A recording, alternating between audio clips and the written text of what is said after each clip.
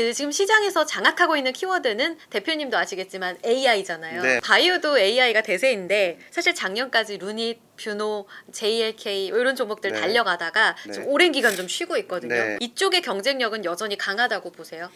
굉장히 큰 폭으로 열려 있고요. 회사가 어떤 경쟁력을 갖느냐 하는 게 대단히 중요하다고 생각을 합니다.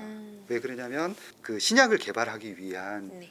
연구개발 자금으로 사용하는 그 자금이 빅파마 이제 빅10으로 본다 그러면 네. 이 회사들이 1년에 한 140조 원 정도를 사용을 합니다. 어마어마하네요, 금액이. 네. 그래서 한 10%만 절감한다고 하더라도 1년에 14조 원씩을 절감을 할 수 있는 거죠. 이 시장을 엔비디아가 들어간 거고요. 그래서 다양한 회사들이 이렇게 신약을 개발하는데 많이 들어가는 이 자금, 그 다음에 시간을 단축시키면서 그 과실을 좀 나눠 갖자라는 거죠. 네. 루닛도 마찬가지입니다. 그래서 루닛도 그 시장에 이제 뛰어들었고, 네. 그 다음에 뷰노라든가 JLK 마찬가지라고 생각을 합니다. 그런데 중요한 거는 엔비디아처럼 네. 실적을 내야 된다라고 저도 생각을 이제 하는 거고요. 올해 아니면 내년 이렇게 숫자 찍힐 거라고 하던데 맞아요? 어떤 말씀? 의료 AI 4개사가 네, 빠르면 올해인데 네. 이제 내년에나 숫자 찍힐 거다 이렇게 네, 보던데 네. 가능해요? 중요한 것은 해외 쪽으로 나가야 되고요. 아직까지는 성장 단계라고 생각합니다. 그래서 그 기본적으로 흑자냐 적자냐라는 부분이 굉장히 중요하지만 당분간은 조금 더 공격적으로 장기적인 비전을 가지고 투자를 하는 게 일단은 저는 맞다라고 생각을 하거든요. 네네. 이런 회사들은 신뢰감이 대단히 중요하고요. 경영 능력이 대단히 중요하다 이렇게 봅니다. 그리고 해외 시장을 개척하는 능력이 너무 필요하다라고 생각을 하는 거죠. 이 몇 가지를 시장은 굉장히 불안한 그런 의심의 눈초리로 계속 지켜보고 있는 거죠. 과연 할 수 있느냐, 미국 시장에서 네네. 해낼 수 있느냐 하는 거죠. AI라는 것은 네. 데이터 싸움입니다. 그러니까 엔비디아가 만들어 놓은 거대 언어 모델이라는 것을 모든 회사들이 다 쓸 수 있는 거죠. 거기에서는 승부가 나지 않습니다. 네네. 자기만의 쓸 수 있는 그런 데이터들을 충분히 갖추고 있어야 돼요. 그렇겠네요. 앞으로는 데이터 싸움이다. 네. 그런 측면에서 루닛은 조금 더 유리한 고지를 이제 볼파라 인수로 인해서 점할 수 있다라는 거죠. 시장에서는 아마 루닛과 관련해서 너무 공격적인 M&A를 향후에 또 해 나가는 거죠. 그래서 대주주 지분율이 그렇게 높지 않은 상황입니다. 떨어져 있는 상황이기 때문에 또 공격적으로 이제 M&A를 하겠다 이런 또 계획을 발표를 했어요. 그러니까 대주주의 지분율은 계속 떨어지면서 이제 회사는 공격적으로 이제 외형을 넓혀가는 거죠. 그렇기 때문에 이런 경영과 관련한 오너십과 관련한 부분에 대해서 약간의 불안감을 느끼면서 네. 주가 다일루션 측면도 함께 보고 있는 겁니다. 그래서 중요한 것은 실적을 같이 내줘야 되는데 루니스코프에서 실적을 조만간 내줘야 된다. 그래야지 주가가 재상승할 수 있는 원동력을 찾으면서 네. 역시 잘 하고 있고 그 다음에 가장 그 이제 AI 쪽에서 이제 잘 하고 있는 국내 기업이다라는 인정을 다시 받으면서 또 재투자할 수 있는 여력이 생기지 않을까 그렇게 생각합니다. 자 그러면 최근에 메가 트렌드 이야기도 나눠볼 텐데 작년에 제약바이오에서 네. 비만 당뇨 네, 이게 정말 화두가 됐습니다. 물론 네. 지금까지도요. 네. 우리 대표님과는 별로 연관성이 없는 키워드기는 한데 이 GLP-1 약물 수용체가 네. 심혈관이라든지 정말 만병통치약처럼 다른 질환에서까지 성과를 보여주면서 이쪽 시장이 원탑이 될 거다 이렇게 신봉하시는 분들도 많거든요. 지금 양대 축에서는 노보노디스크, 네. 일라이릴리 네. 이렇게 시총이 막 불어나가면서 네. 명품 기업을 제쳤잖아요. 네, 두 기업 매력도 비교하면은 네. 어느 쪽 손들어 주시겠어요? 네.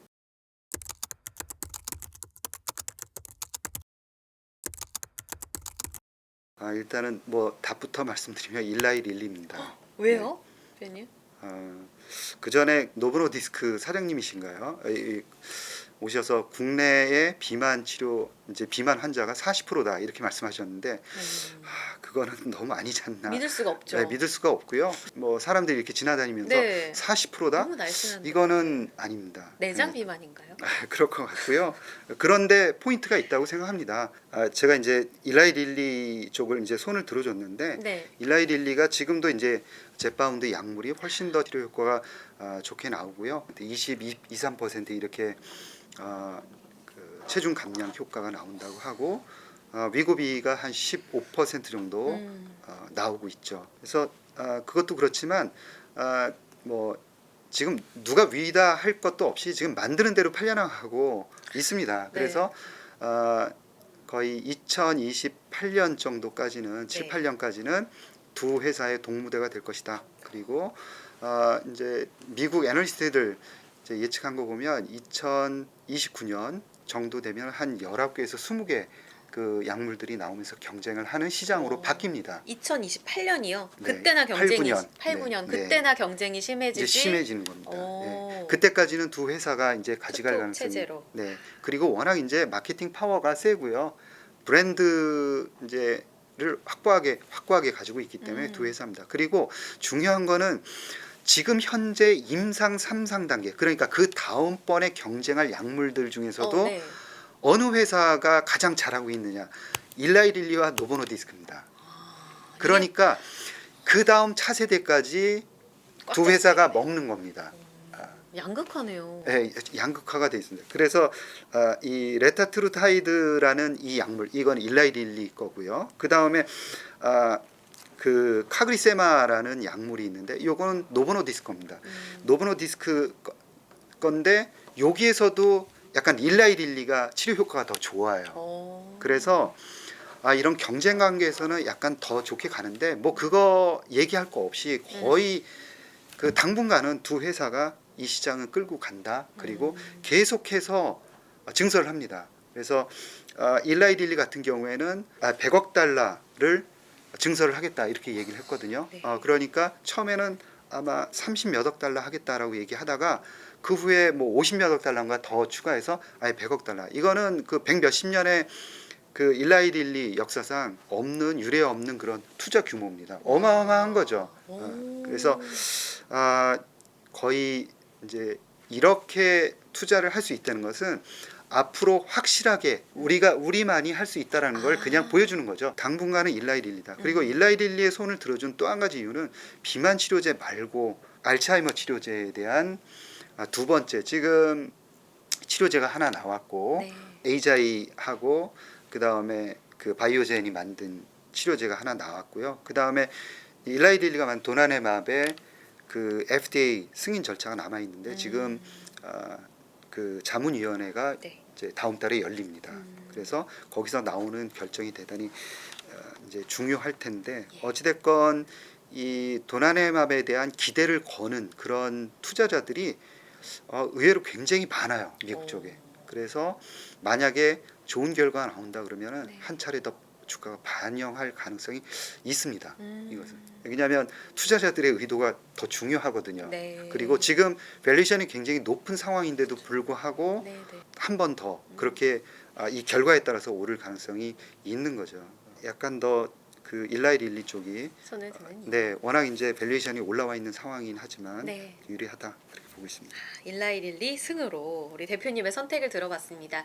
한 10년간은 독주 체제로 이어지게 될 텐데 아까 말씀 중에 2028년, 2029년에는 경쟁사가 꽤 많을 겁니다라는 네. 이야기를 하셨어요. 네. 우리 기업도 있을지 국내에서 선도하는 업체는 누가 될까요? 한미약품이 될 가능성이 있습니다. 임상 1상의 승인을 받은 올해 이제 승인을 받은 물질이 있는데 삼중 작용제입니다. 이 물질이 이제 2030년 정도 되면은 네. 아마 그 다음 아까 말씀드린 레타트루타이드 일라이 릴리의 제품하고 아마 같이 경쟁을 할 텐데요. 네.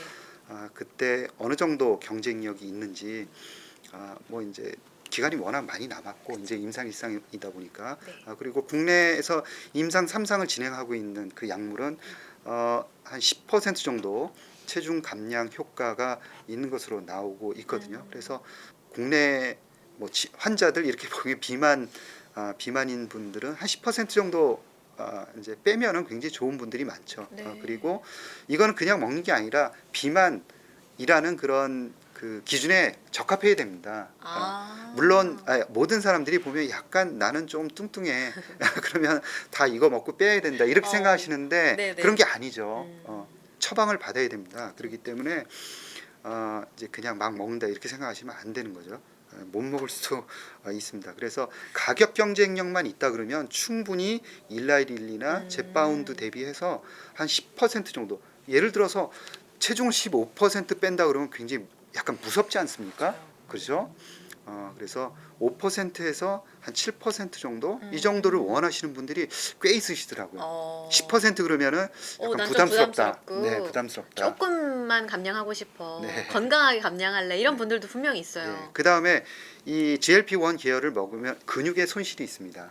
근육도 같이 빠지거든요. 그래서 이런 부분들을 이제 반영하는 물질들이 앞으로 나오는 거예요. 완화되는 그것 네, 부분은 좀 충당을 하고. 네, 앞으로 그런 물질들이 개발이 되는 거거든요. 그래서 그런 부분들까지 조금 감안을 하셔야 되고요. 이게 네. 이제 뭐 전체적으로 음식을 덜 먹도록 하는 겁니다. 그러니까 약간씩만 덜 드시도록 노력을 하시면 스스로 소식을. 네, 그냥 그게 약 먹는 겁니다. 대표님 말씀 들으면서 앞서서 항암 이야기도 하셨고 비만 치료 그리고 치매 이야기 다 하셨는데 네. 사실 바이오 기업 너무 리스크가 크다라는 네. 생각은 갖고 있기는 한데 네. 인류의 많은 고민과 과제를 해결해준 정말 혁신적인 기업들이잖아요. 네. 마음속으로 정말 큰 응원을 하거든요. 네. 대표님은 이쪽 분야에 누구보다 전문가시니까 이제 하반기 좀 길게 봤을 때 네. 바이오 유망하게 보는 딱 네. 3개 종목을 꼽는다면 어디가 있는지.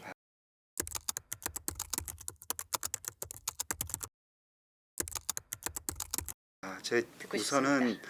그 종목으로 이렇게 찍는 거에 대해서는 네. 일단은 이 말씀을 드리고 싶은 게 바이오는 조금 전에 말씀하신 대로 굉장히 네. 부담스럽고 위험합니다. 맞아요. 그렇기 때문에 종목 한두 개로 하시면 절대 안 됩니다. 아까 나왔던 그런 기업들, 아무리 좋은 기업들, 네. 그다음에 빅파마라 하더라도 임상 실패하는 게 굉장히 많습니다. 그렇죠. 이번에 아스코에서도 임상 실패한 빅파마들의 발표들이 굉장히 많습니다. 자신감 있게 발표들을 해요. 주가도 별로 충격을 받지 않습니다. 그건 이유는 100개 이상의 약물들을 그 회사들은 한 개 회사가 100개의 약물들을 연구 개발하고 있어서 자식이 100명입니다. 그래서 그렇기 흔들리지 때문에 않는 흔들리지 않는 거죠. 네네. 이게 또 잘 다른 될 수 자식 있으니까. 있으니까 네. 잘 되면 돼 이렇게. 네. 근데 우리는 자식이 요새 이제 별로 낫지도 않지만 뭐 이제 약물 한두 개 이제 임상 이상 뭐 이렇게 갖고 장사를 하는 거다 보니까 절대 한 개 회사에 뭐 가지고 있는 많은 자산을 이거는 절대 안 된다. 그래서 네. 저는 반드시 포트폴리오를 만드셔라라고 네. 말씀을 드리고요. 아까 나왔던 많은 종목들이 있습니다. 음. 그래서 그런 종목들 중에서 네. 그거 일정 부분 갖췄거든요. 그래서 어떤 기준을 가져야 되냐면 뭐 이제 기술 수출을 한 적이 있느냐 이게 가장 중요해요. 과거 이력이요. 네, 과거 수출 경험이 있느냐. 그것도 빅파마에게 한 경험이 있다 그러면 일단은 높은 점수를 주셔야 됩니다. 그리고 2군데 이상 했다. 그러면 일단 믿으셔야 됩니다. 예. 그 기준이 저도 이제 종목들을 보다 보니까 가장 중요하구나라는 거고요. 왜 그러냐면 기술을 사가는 빅파마들은 어떤 기준으로 사가냐면 예를 들어서 ADC다 그러면 ADC의 리가켄바이오의 LCB84라는 물질을 이제 존슨앤존슨이 사갔지 않습니까? 네네. 그러면 그 사간 부문의 그 이제 파트 그 부문은 전 세계에 있는 그 ADC 물질들은 전부 다 검토를 하는 겁니다. 그렇죠? 그리고 그 중에서 가장 자기네가 필요하다라고 좋다라고 생각하는 물질을 가져가는 거죠. 예. 그렇기 때문에 정말로 인정할 수 있는 선수고 그 사람들이 인정한 물질이기 때문에 네. 우리는 어떻게 보면 이제 그 인정을 해야 된다. 대신 우리 대신 전문가가 픽을 해줬다라는 점이죠. 그래서 그런 점에 있어서 굉장히 중요하고요. 그다음에 임상 결과를 보는 눈을 읽는 눈을 기르셔야 됩니다. 그래서 임상 이상이다 그러면 임상 일상 결과가 어떻게 나왔는지에 대해서 보실 수 있는 그런 눈을 가지시면 좋을 것 같습니다. 그리고 현금을 얼마나 가지고 있느냐라는 이런 부분도 중요합니다. 그래서 이제 바이오텍들은 지속적으로 현금을 사용할 수밖에 없습니다. 네. 그러다 보니까 이제 돈이 떨어지면 유상증자나 CB 발행을 네. 할 수밖에 없거든요. 그러면 기존 주주들의 가치는 떨어질 수밖에 없습니다. 그래서 지금 쓸 수 있는 현금 가용 연수가 예를 들어서 1년 이하밖에 없다 그러면 이제 유상증자나 CB 발행 가능성이 있구나라는 점을 감안을 하셔야 됩니다. 그래서 이 세 가지는 반드시 좀 체크를 하셔야 된다라고 정도 말씀을 드리겠고요. 그래서 아까 이제 ABL 바이오도 나왔고 네. 리가캠 바이오, 알테오젠, 에이프릴 바이오 같은 회사들도 자격이 되고요. 그렇습니다. 루닛도 아까 말씀드린 그런 경영과 이런 속도, 그다음에 루닛스코프 굉장히 중요하거든요. 저는 포인트를 보고 있는데 그런 점들을 또 잘 보시면서 포트폴리오에 편입을 하시면 좋을 결과 있지 않을까 이렇게 생각을 하고 미국 업체들에게도 관심을 가지셔야 됩니다. 왜냐하면 국내에는 없는 그런 모달리티를 연구 개발을 하고 있는 회사라든가 그다음에 우리나라에 빅파마나 빅바이오텍이 없어요. 그래서 그런 기업들은 미국에 투자를 하셔야 됩니다. 그래서 암젠이라는 회사도 이제 보셔야 되고요. 마찬가지 리가캠 바이오하고 리시아는 다이치 상교 같은 그런 회사도 굉장히 중요합니다. 유전자 치료제 중에서도 크리스퍼라는 회사는 또 굉장히 많이 주가가 다시 떨어졌거든요. 네, 이런 네. 회사들은 이제 금리 때문에 떨어지는 이 상황에서는 충분히 관심을 가져야 된다 이렇게 보고 있습니다. 바이오 관련해서는 ETF라든지 네, 뭔가 네. 펀드로 분산 네. 투자하는 그런 네. 것도 같이 고려를 해보자라는 네. 말씀도 그럼 찬성이세요? 그거는 전적으로 찬성이고요. 그다음에 바이오에는 관심이 굉장히 많은데 종목까지 신경 쓰기는 굉장히 내가 어렵다, 시간이 네, 없다, 너무 네. 바쁘다. 그러면 바이오 ETF. 그래서 미국에서는 대형주 위주로 돼 있는 XLB하고 또 XBI라는 지수가 이제 대표적으로 바이오텍. 그다음에 조금 더 공격적이고 그 종목에 대한 엣지가 많이 되어 있는 뭐 아크지 이런 ETF들도 관심을 갖는 게 좋을 것 같습니다. 무조건적으로 바이오 이 기업 혹은 이 시장이 엄청 커질 겁니다 라는 이 내용만 보고 접근하셨던 투자자분들이 과거에 굉장히 많으셨어요. 그 때문에 힘들어하셨던 바이오 주주분들도 많으셨었는데요. 네. 이렇게 계속 바이오 관련해서 어떤 지표를 우리가 추적 관찰해야 하는지 이혜진 대표님께서 나와주셔서 어떤 부분을 보자라는 이야기들을 해주시니까 아무래도 그런 측면에서도 뭔가 우리의 지적 수준도 높아지고 또 투자자분들의 전체적인 이런 수준도 더 높아진다라는 네. 생각도 들거든요. 그 안에서 여러분들만의 봄이 오는 바이오 종목들을 잘 골라내시기를 바랍니다. 이혜진 대표와 함께한 빅터뷰 바이오에 대한 이야기는 여기서 마무리 짓겠습니다. 대표님 오늘 귀한 시간 내주셔서 고맙습니다. 네, 고맙습니다.